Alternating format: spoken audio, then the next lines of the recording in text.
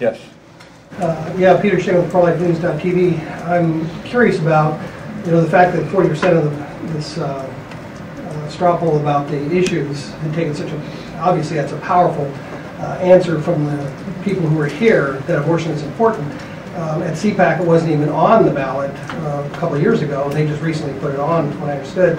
But here it is, and we know this issue is a big issue. So where do we go? Now that we know so many people feel strongly about this, and I think every election season we see it strong, instead of just being another political football that just gets kicked around, what can you say to encourage leaders to take the next step and do something?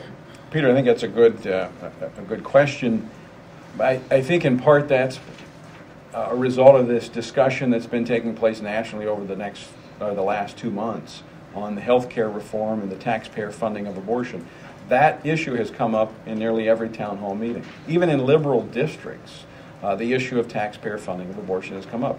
Polling, several polls put the average about 70% or more of Americans are opposed to taxpayer funding of abortion.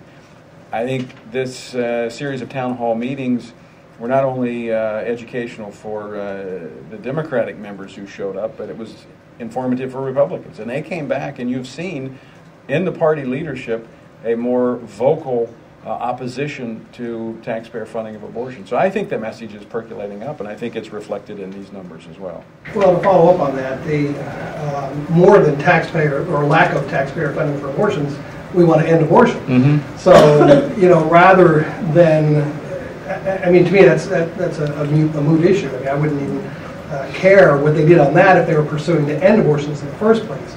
So where do we go on well, that? I think, well, I mean, as you heard the messages from the speakers here, that was kind of the launching off point where there's agreement way beyond those who were either here or watching on the web. That's one that the vast majority of Americans agree on.